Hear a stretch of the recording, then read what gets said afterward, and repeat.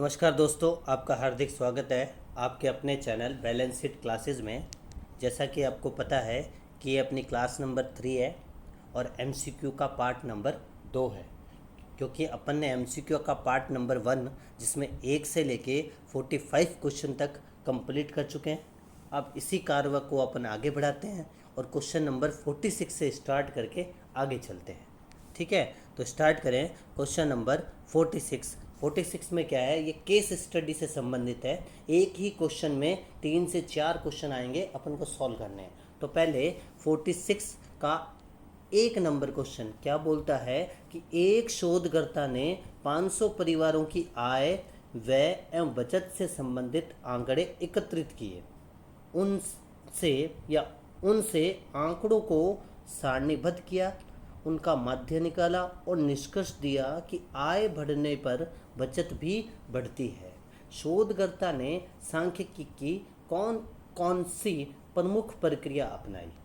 केवल संकलन किया या संकलन, प्रस्तुतिकरण, विश्लेषण और निर्वचन किया, या केवल विश्लेषण किया या केवल निर्वचन किया? तो देखो, ये सांख्यिकी की जो विधियां हैं उन सभी को यूज किया है। उसमें उन्होंने आंकड़ों का संकलन भी किया है,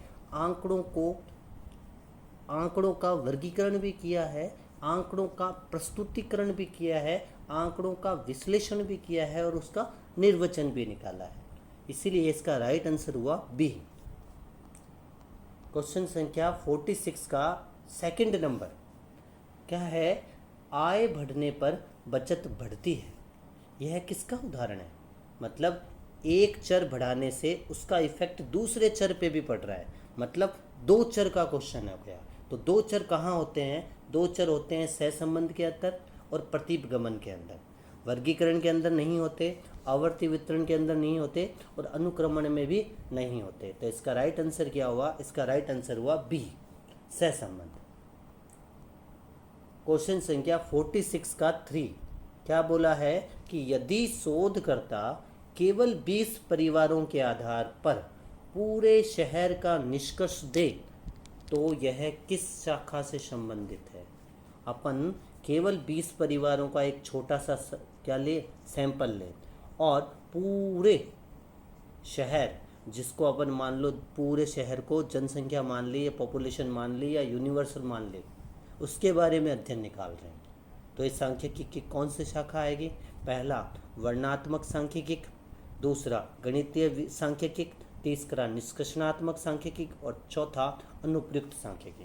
तो अपन ने, जैसे आपको पता है कि पिछले अध्याय में जो क्लास नंबर अपनी 1 थी वहाँ पे पूरे चैप्टर की थ्योरी पढ़ी थी और उसमें कहा था कि निष्कर्षणात्मक सांख्यिकी एक छोटे से समूह का, एक छोटे से सैंपल का अध्ययन करके पूरे समूह का या पूरे समग्र का क्या करती है? निष्कर्ष निकालती है।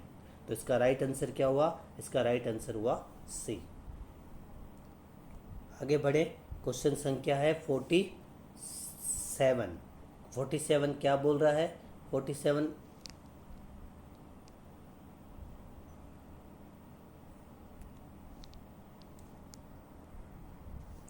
क्वेश्चन संख्या 47 बोल रहा है कि एक डॉक्टर ने 1000 मरीजों की रक्तचाप, बोले तो ब्लड प्रेशर के आंकड़े एकत्रित किए।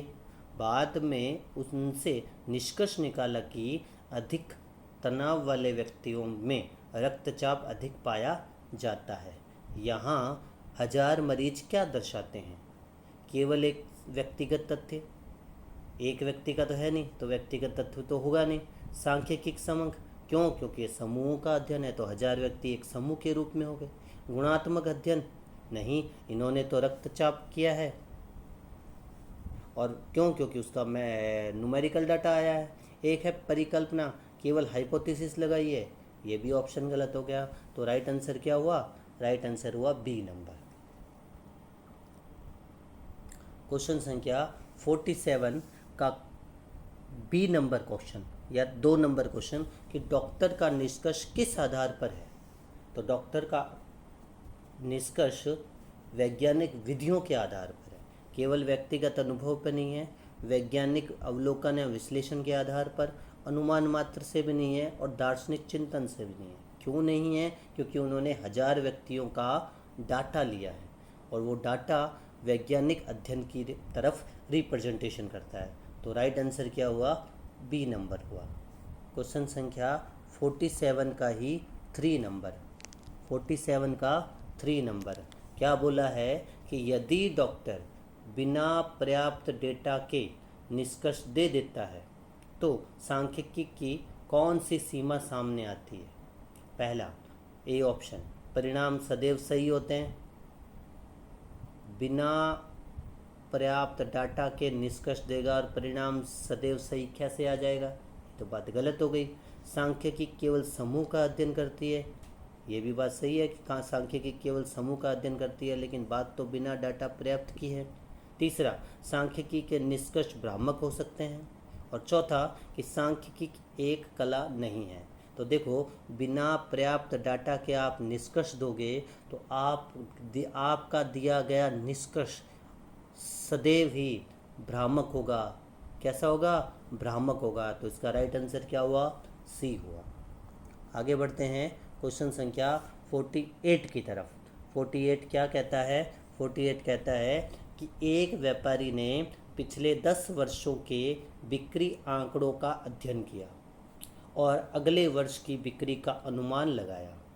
यह सांख्यिकी का कौन सा कार्य है? पहले उन्होंने डाटा को इकट्ठा किया और फिर उसके बाद इन्होंने उनका आंकड़ों का संकलन किया, फिर उसका वर्गीकरण किया, फिर उसका प्रस्तुतिकरण किया, फिर उसके बाद उन्होंने क्या निकाला होगा? बिक्री का अनुमान लगाया होगा, एनालिसिस किया होगा। क्या होगा? एनालिसिस किया। तो ये सांख्यिकी का कौन सा कार्य है? एनालिसिस किया और उसके बाद उनका फोरकास्टिंग किया, अनुमान लगाया, बोले तो फोरकास्टिंग किया है। तो राइट आंसर क्या हुआ? राइट आंसर हुआ फोरकास्टिंग, बोले तो पूर्व अनुमान लगाना। क्वेश्चन संख्या 48 का बी नंबर क्वेश्चन या सेकंड नंबर क्वेश्चन क्या कहता है? सेकंड नंबर क्वेश्चन कि व्यापार द्वारा प्रयुक्त विधि सांख्यिकी की किस विशेषता को दर्शाती है? व्यापारी द्वारा प्रयुक्त विधि सांख्यिकी की किस विशेषता को दर्शाती है? उन्होंने क्या किया होगा? उन्होंने अनुमान लगाया होगा, बोले तो फोरकास्टिंग किया होगा। मतलब छोटे से नमूने के बारे में अध्ययन करके बड़े के बारे में निष्कर्ष निकाला होगा। तो इसे बोलते हैं आगमनात्मक प्रकृति। दूसरे निगमनात्मक प्रकृति, उन्होंने क्या किया होगा? बड़े का अनुमान लगाया होगा और छोटे के बारे में निष्कर्ष निकाला होगा। ये केवल गुणात्मक अध्ययन किया होगा या व्यक्तिगत विश्लेषण किया होगा। तो क्वेश्चन को देखो, पढ़ो। क्वेश्चन में क्या लिखा है? क्वेश्चन में लिखा है कि 10 वर्षों की बिक्री के आंकड़ों का अध्ययन किया और अगले वर्ष की बिक्री का अनुमान लगाया। तो 10 वर्ष का अनुमान अध्ययन करके 11वें का अनुमान लगाया। तो ये क्या है? आगमनात्मक विधि की ओर इंडिकेशन करता है। तो 48 का राइट आंसर होगा ए नंबर। अब 48 का 3 नंबर क्वेश्चन क्या है? यदि बिक्री आंकड़ों में हेर फेर किया जाए तो क्या परिणाम होगा? डाटा में हेर फेर करोगे तो निष्कर्ष सदैव वैज्ञानिक नहीं हो सकते, निष्कर्ष सदैव सत्य नहीं हो सकते हैं। काम तो हेरा फेरी का कर रहे हो और निष्कर्ष सदैव सत्य निकालोगे, कैसे होगा? सांख्यिकी का दुरुपयोग होगा, ये तो बात सही है। तुलनीयता बढ़ जाएगी, कंपैरेटिबिलिटी बढ़ जाएगी। कैसे बढ़ जाएगी? आप तो हेर फेर कर रहे हो। तो राइट आंसर क्या हुआ? राइट आंसर हुआ सी। तो 48 के 3 का राइट आंसर हुआ सी नंबर। अब क्वेश्चन संख्या 49 का तरफ बढ़ 49 का 1 नंबर क्या कहता है कि एक छात्र ने परीक्षा परिणामों का अध्ययन करते हुए पाया कि जिन छात्रों की उपस्थिति अधिक थी उनके अंक भी अधिक थे।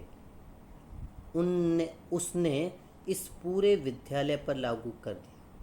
उसने इसे पूरे विद्यालय पर लागू कर दिया। छात्र ने किस सांख्यिकीय धारणा का प्रयोग किया? प्रतिचयन आधारित निष्कर्ष का, व्यक्तिगत निर्णयन का, दार्शनिक सिद्धांत का या शुद्ध गणितीय प्रमाण का? तो देखो, ये क्या है कि एक छात्र ने परीक्षा परिणामों का अध्ययन करते हुए पाया कि जिन छात्रों की उपस्थिति अधिक थी उनके अंक भी अधिक थे। तो उसने इसे पूरे विद्यालय पर लागू कर दिया। मतलब इन्होंने केवल एक छोटा सैंपल लिया और छोटे सैंपल का अध्ययन करके पूरे समग्र के बारे में निष्कर्ष निकाल लिया। ठीक है, पूरे सैंपल के एक छोटे से सैंपल का अध्ययन करके पूरे समग्र का क्या निकाल लिया, निष्कर्ष निकाल लिया। तो ये क्या हुआ, सैंपल बेस्ड ही तो इंटरफेस हुआ, तो राइट आंसर क्या हुआ, ए हुआ, प्रतिचयन आधारित निष्कर्ष। प्रतिचयन क्या था, जिन बच्चों पे उन्होंने केस किया, स्टडी किया था, उसके बाद जनगणना क्या हो गई, समग्र क्या हो गया, समग्र हो गया पूरी स्कूल। तो राइट आंसर हो गया ए।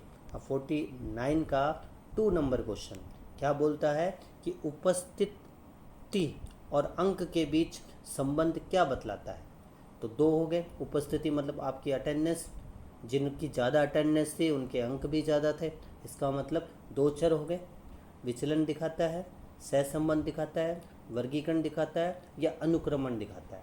तो देखो उपस्थिति ज़्यादा थी तो अंक भी ज़्यादा थे, तो इनका मतलब उनके बीच में कोई ना कोई संबंध रहा होगा, है ना, तो इसीलिए ये सहसंबंध दिखाता है। तो 49 का क्वेश्चन नंबर बी राइट हुआ।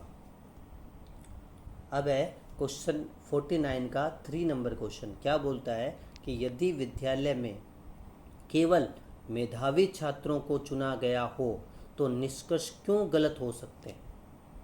केवल और केवल कैसे निकालने हैं, मेधावी जो इंटेलिजेंट है केवल उनको चुना गया, ठीक है, तो निष्कर्ष क्यों गलत हो सकते हैं। तो पहले सहजातीयता नहीं है, सहजातीयता तो है क्योंकि सारे बच्चे हैं और वो भी सारे मेधावी है।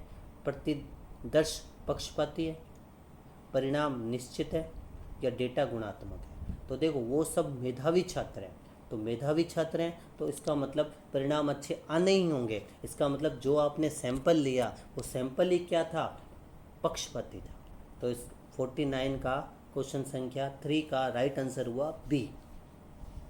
आगे बढ़े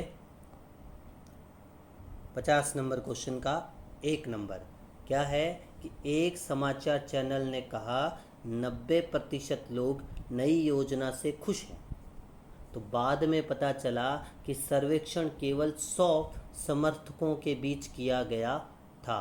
तो यहाँ मुख्य त्रुटि क्या है। तो देखो 90% लोगों नई योजना से खुश है, सरकार की कोई योजना है उसमें 90% लोग नई योजना से खुश हैं, लेकिन बाद में जब पता चला सर्वेक्षण से कि जो 90 लोग थे वो उसी पार्टी के क्या थे, समर्थक थे। तो जब उसी पार्टी के समर्थक थे तो खुश तो होना ही है। इसका मतलब आपने जो सैंपल लिया है वो कैसा है, अनबाइस्ड है। तो वर्गीकरण त्रुटि है, गलत। पक्षपाती प्रतिदर्श है, सही बात। गणना त्रुटि है, गलत बात। सारणीकरण त्रुटि है, गलत बात। तो इसका राइट आंसर क्या हुआ, बी, क्योंकि आपने जो सैंपल लिया है वही क्या है, अनबाइस्ड है, बोले तो पक्षपाती है। क्वेश्चन संख्या 50 का बी नंबर क्या है कि यह उदाहरण सांख्यिकी की किस सीमा को दर्शाता है। कौन सा उदाहरण, जस्ट ऊपर वाला उदाहरण क्या है कि एक समाचार चैनल ने कहा कि 90% लोग नई योजना से खुश है, बाद में यह पता चला कि सर्वेक्षण केवल 100 समर्थकों के बीच किया गया था। तो यह उदाहरण सांख्यिकी की किस सीमा को दर्शाता है। सांख्यिकी केवल विज्ञान है, परिणाम सदैव सत्य होते हैं, या सांख्यिकी का दुरुपयोग संभव है, या सांख्यिकी गुणात्मक तथ्यों का अध्ययन नहीं करती है। तो देखो उन्होंने 90% किसी योजना के बारे में सही डिसीजन ले लिया। क्यों ले लिया, क्योंकि उन्होंने आंकड़ों को क्या किया, दुरुपयोग किया। तो राइट आंसर क्या हुआ, सी हो। 50 की तरफ बढ़ते हैं। 50 का तीसरा नंबर क्वेश्चन क्या है कि सामान्य जनता में ऐसे उदाहरण किसे जन्म देते हैं, पूर्ण विश्वास को, अंधविश्वास को, समंकों के प्रति अविश्वास को, या वैज्ञानिक दृष्टिकोण को। तो ये जो उदाहरण है ये किसके प्रति अविश्वास होगा, कि जो डाटा है उसके प्रति क्या होगा, अविश्वास उत्पन्न होगा।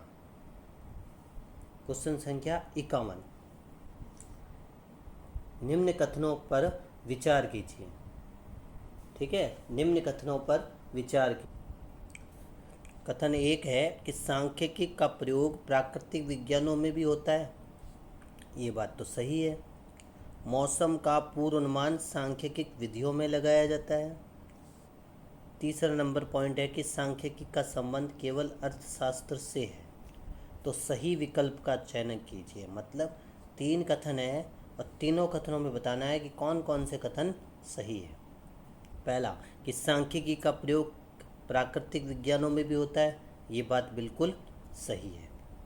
मौसम का पूर्वानुमान सांख्यिकी विधियों से लगाया जाता है, फोरकास्टिंग की जाती है, ये भी सही है।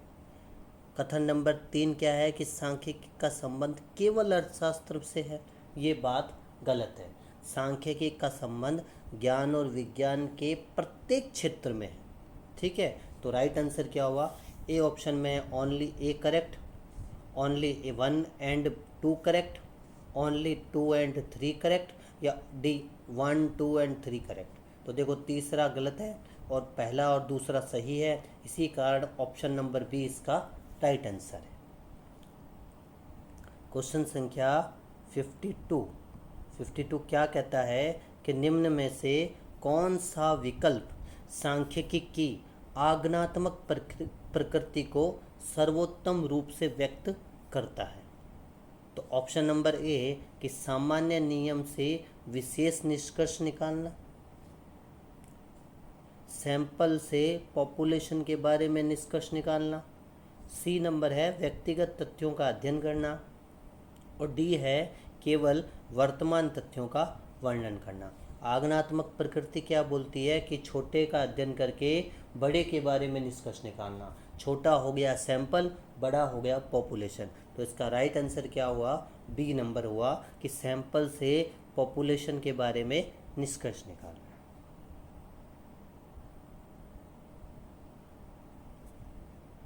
फिफ्टी 53 नंबर क्वेश्चन है, क्या बोला गया है कि एक शोधकर्ता ने 5 छात्रों के अंक देखकर निष्कर्ष निकाला कि पूरा विद्यालय कमजोर है। यह निष्कर्ष मुख्यतः किस कारण अविश्वास है? डेटा गुणात्मक है, निष्कर्ष निगमनात्मक है, सांख्यिकीय समूह आधारित होती है, या सांख्यिकीय विज्ञान नहीं है। तो देखो एक शोधकर्ता ने 5 छात्रों को देखकर निष्कर्ष निकाला कि पूरा विद्यालय कमजोर है। तो यह क्या हुआ कि सांख्यिकीय समूह आधारित होती है ना। केवल 5 छात्रों के आधार पे आप एज ए निष्कर्ष निकाल सकते हो, और वो निष्कर्ष केवल अनुमान के तौर पर होता है, 100% सही नहीं होता। ठीक है, तो राइट आंसर क्या हुआ? सी नंबर हुआ, सांख्यिकीय समूह आधारित होती है।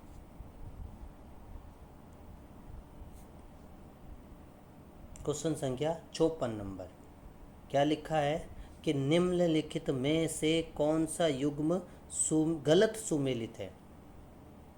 ठीक है, गलत कौन सा है? कार्ल पियर्सन ने काई स्क्वायर टेस्ट दिया, ये बात बिल्कुल सही है। गॉस्ट ने टी डिस्ट्रीब्यूशन किया, ये भी बात सही है। गॉल्टन ने रिग्रेशन के बारे में अध्ययन किया, ये भी बात सही है। रैगनर फ्रिस ने वाइटल स्टैटिक्स के बारे में अध्ययन किया, ये बात गलत है। क्वेश्चन संख्या 54 की तरफ चलते हैं, नहीं सॉरी, क्वेश्चन संख्या 55 की तरफ चलते हैं। क्या बोला है कि समंक शासन प्रबंध के नेत्र, यह कथन सांख्यिकी के किस पक्ष को स्पष्ट करता है? यह कथन सांख्यिकी के महत्व या इम्पोर्टेंस की तरफ रिप्रेजेंटेशन करता है या उनके बारे में बताता है। तो सीमाओं के बारे में नहीं बताता, महत्व के बारे में बताता है, नेचर के बारे में नहीं बताता, अविश्वास के बारे में नहीं बताता। तो राइट आंसर क्या हुआ? B number. क्वेश्चन संख्या 56, क्या बोला है? कथन बोला है कि सांख्यिकी परिणाम लगभग सही होते हैं, ये बात तो सही है। कारण क्या है कि सांख्यिकी अनेक कारणों से प्रभावित तथ्यों का अध्ययन करती है।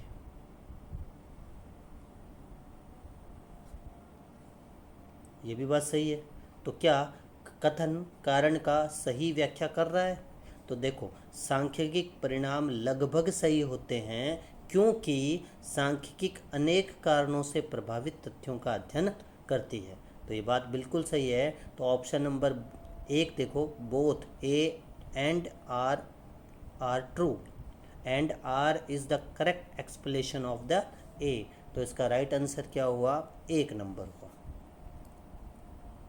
क्वेश्चन संख्या 57, क्या बोला है कि निम्न में से कौन सा वर्णात्मक सांख्यिकी के अंतर्गत नहीं आता है? आवर्ती वितरण, सहसंबंध, प्रतिदर्श से निष्कर्ष निकालना या केंद्रीय प्रवृत्ति का मापन।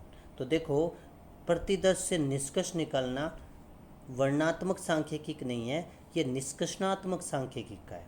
आवर्ती वितरण, सहसंबंध और केंद्रीय प्रवृत्ति के माप वर्णात्मक सांख्यिकी के अंतर्गत ही आते हैं। तो इसका राइट आंसर क्या हुआ? सी हुआ।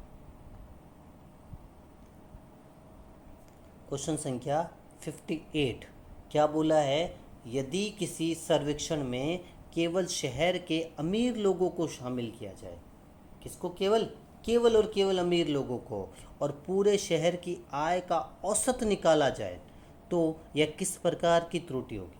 आपने केवल अमीर लोगों को लिया है और अमीर लोगों के आधार पे जब आप आय निकालोगे या आय का औसत निकालोगे तो औसत अच्छा आएगा। तो ये तो क्या हुआ? आपका सैंपल ही त्रुटिपूर्ण हुआ। तो देखो, ए ऑप्शन में क्या लिख रखा है? सारणीकरण त्रुटि, गलत बात। वर्गीकरण त्रुटि, गलत बात। पक्षपाती प्रतिदर्श, ये तो बात आपकी सही है कि आपने क्या लिया है? सैंपल लिया, अनबाइस्ड लिया है। ये बाइस्ड लिया है, बाइस्ड लिया है। पक्षपाती सैंपल लिया है। तो राइट आंसर क्या हुआ? सी हुआ। 59 नंबर क्वेश्चन क्या है कि निम्नलिखित कथनों पर विचार कीजिए। क्या है कथन? कि पहला कथन, सांख्यिकी केवल संख्यात्मक तथ्यों का अध्ययन करती है। क्या है?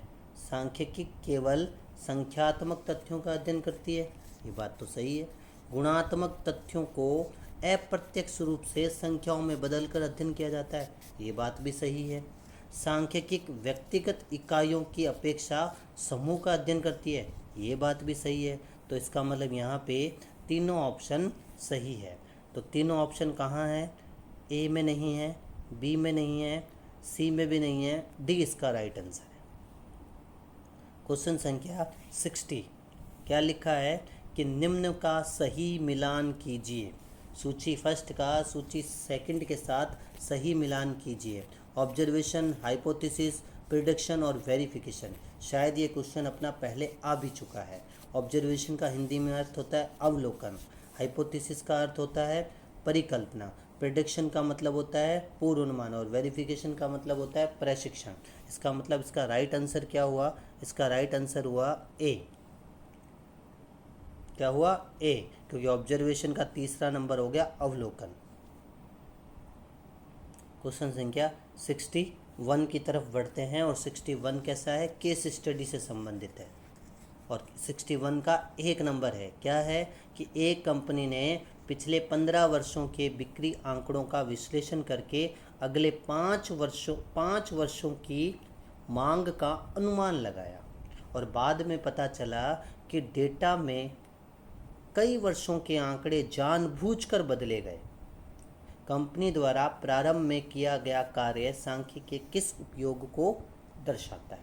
वर्गीकरण को, पूर्वानुमान को, सारणीकरण को या अनुक्रमण को?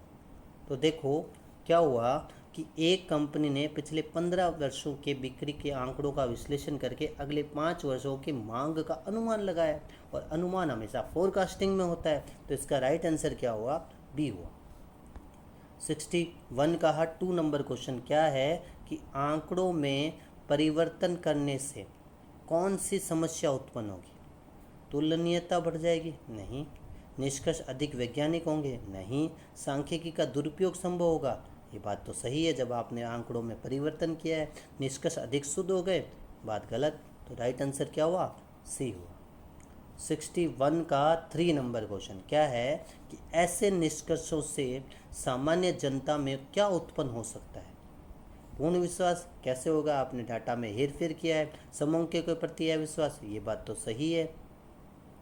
वैज्ञानिक सोच, ये बात गलत है। गणितीय प्रामाणिकता, ये भी बात गलत है। तो राइट आंसर क्या हुआ? बी हुआ। क्वेश्चन संख्या 62 की तरफ बढ़ते हैं। क्या बोला गया है कि निम्नलिखित में से कौन सा कथन सांख्यिकी की सीमा को सबसे बेहतर दर्शाता है? क्या दर्शाता है? उसकी लिमिटेशन को सबसे बेस्ट बता रहा है। कौन सा ऑप्शन बता रहा है? पहला, सांख्यिकी सार्वभौमिक नियम प्रदान करती है। तो बात गलत है, ये तो कोई सीमा है ही नहीं। सांख्यिकी के निष्कर्ष सदैव अंतिम सत्य होते हैं, ये भी बात सही है। सांख्यिकी के निष्कर्ष संदर्भहीन होने पर भ्रामक हो सकते हैं, यही है उसकी लिमिटेशन, ऊपर वाली तो लिमिटेशन है नहीं।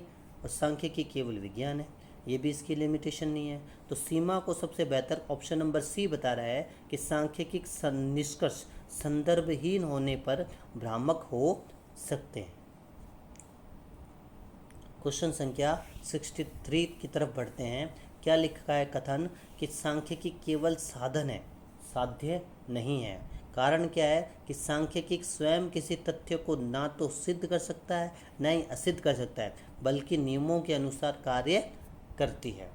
तो इसका मतलब कथन ए भी सही है, कारण भी सही है, और कथन कारण की सही व्याख्या भी कर रहा है। तो 63 का आंसर हुआ 1 नंबर। क्वेश्चन संख्या है 64। क्या बोला है कि एक शिक्षक ने कहा इस वर्ष 90% विद्यार्थी सफल होंगे क्योंकि पिछले वर्ष इतने ही सफल हुए थे। यह निष्कर्ष मुख्यतः किस पर आधारित है? प्रत्यक्ष प्रयोग पर, आगमनात्मक अनुमान पर, गणितीय प्रमाण पर, या व्यक्तिगत अनुभव पर? किस पे अध्ययन पर है? तो देखो, ये आपने पिछले अध्ययन किया था कुछ बच्चों का, उसके आधार पर ही आपने क्या निकाला होगा, अनुमान लगाया होगा। तो यही आगमनात्मक अनुमान है। क्या है? इंडक्टिव अनुमान। क्वेश्चन संख्या 65। क्या बोला है कि निम्न में से कौन सा विकल्प सांख्यिकी और अर्थशास्त्र के संबंध को सबसे सही व्यक्त करता है? अर्थशास्त्र सांख्यिकी से स्वतंत्र है, ये तो बात गलत हो गई। सांख्यिकी केवल सामाजिक विज्ञानों में प्रयुक्त होती है, ये भी बात गलत हो गई, क्योंकि वो तो ज्ञान और विज्ञान के प्रत्येक शाखा में प्रयुक्त होता है। आर्थिक नियमों की जांच आगमन प्रणाली द्वारा होती है, ये बात सही है। सांख्यिकी केवल व्यापार तक सीमित है, ये बात गलत हो गई। तो सांख्यिकी और अर्थशास्त्र के संबंध को सबसे ज़्यादा सही व्यक्त कौन कर रहा है? सी ऑप्शन कर रहा है कि आर्थिक नियमों की जांच आगमन प्रणाली द्वारा होती है। क्वेश्चन संख्या 66 की तरफ बढ़ते हैं, और 66 में क्या लिखा है कि निम्न कथनों पर विचार कीजिए। क्या है पहला कथन कि सांख्यिकी में तुलनीयता आवश्यक है? तुलनीयता तो आवश्यक है।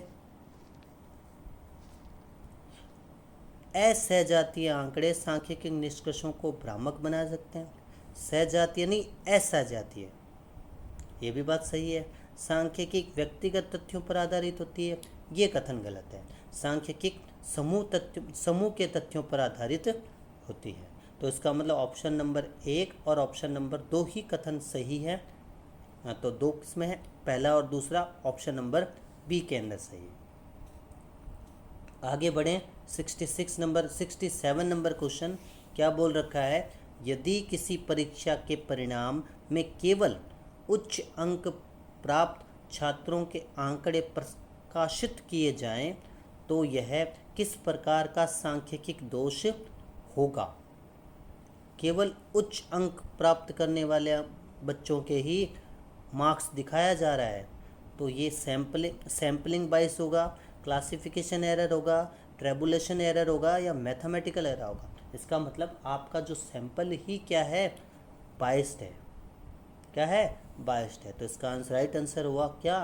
67 का राइट आंसर हुआ ए नंबर। क्वेश्चन संख्या 68 की तरफ बढ़ते हैं। 68 क्या बोल रहा है कि निम्न में से कौन सा कथन सांख्यिकी की कला को स्पष्ट करता है? उसकी कला को स्पष्ट कर रहा है। पहला, सूत्रों का निर्माण। दूसरा ऑप्शन, निष्कर्षों का यांत्रिक उपयोग। तीसरा है उपयुक्त विधि का चयन और व्याख्या, या केवल गणना करना। तो देखो, कला को कौन रिप्रेजेंट कर रहा है? काम करने का तरीका ही होता है। तो उपयुक्त विधि का कौन सा चयन कर रहे हो और उसकी कैसी आप व्याख्या कर रहे हो, यह सांख्यिकी कला वाले कॉलम को रिप्रेजेंट करता है। अब 69 नंबर क्वेश्चन की तरफ बढ़ते हैं। 69 नंबर क्वेश्चन क्या है? कथन है कि सांख्यिकी में विशेषज्ञता आवश्यक है, ये बात तो सही है। कारण कि गलत विश्लेषण से सही आंकड़े भी भ्रामक निष्कर्ष दे सकते हैं, ये बात भी सही है। इसका मतलब कथन भी सही है, कारण भी सही है, और कथन कारण की सही व्याख्या कर रहा है। तो राइट आंसर क्या हुआ? ए नंबर हुआ। अब अपना इस चैप्टर का लास्ट क्वेश्चन है, और लास्ट क्वेश्चन क्या है कि निम्नलिखित में से कौन सा विकल्प सांख्यिकी के सर्वोत्तम उपयोग को दर्शाता है? पहला ऑप्शन पूर्वग्रह सिद्ध करना, दूसरा है सीमित तथ्यों से तार्किक निष्कर्ष निकालना, दूसरा है व्यक्तिगत मत को प्रमाणित करना, और चौथा है केवल आंकड़ों का संग्रहण करना। तो देखो क्वेश्चन क्या है कि निम्नलिखित में से कौन सा विकल्प सांख्यिकी के सर्वोत्तम उपयोग को दर्शाता है। अपन स्टैटिक्स का उपयोग क्यों करते हैं? अपन स्टैटिक्स का उपयोग इसलिए करते हैं कि अपन एक छोटे सैंपल को ले और उसका अध्ययन करें, और अध्ययन करने के बाद पूरे पॉपुलेशन के बारे में अपन एक अनुमान दे सकें या एक कथन कह सकें कि ये सही है। ठीक है, तो इसका मतलब क्वेश्चन संख्या ऑप्शन नंबर बी देखो कि सीमित तथ्यों से तार्किक निष्कर्ष निकालना, ये ऑप्शन इसका राइट आंसर हुआ। इसी के साथ अपन ने इंट्रोडक्शन ऑफ स्टैटिक्स का चैप्टर पहले कंप्लीट किया क्लास नंबर 1 में, फिर अपन ने एमसीक्यू किया कितने 1 से लेके 45 तक, वो अपन ने क्लास नंबर 2 में कंप्लीट किया, और उसके बाद आज जो अपने क्लास की है इसमें 46 से लेके 70 तक क्वेश्चन किए हैं। ऑलमोस्ट अगर मिलाएं तो यहाँ भी 45 के आसपास क्वेश्चन कंप्लीट हो चुके हैं। ठीक है, तो अपने 3 चैप्टर कंप्लीट हो गए, और मेरे हिसाब से ये यूनिट नंबर फर्स्ट आपकी लगभग पूरी हो चुकी है। अब नेक्स्ट जो भी चैप्टर आएगा वो यूनिट नंबर सेकंड, बोले तो आंकड़ों का संकलन, चैप्टर नंबर 2 आएगा, आंकड़ों का संकलन। आई होप वो बहुत जल्दी आएगा। ठीक है, आपका कोई भी सुझाव हो आप अपने कमेंट बॉक्स में दें। ठीक है, और चैनल को अगर आप चाहो तो लाइक सब्सक्राइब जो करना चाहो कर सकते हो, कोई दिक्कत वाली बात नहीं है। अभी के लिए धन्यवाद।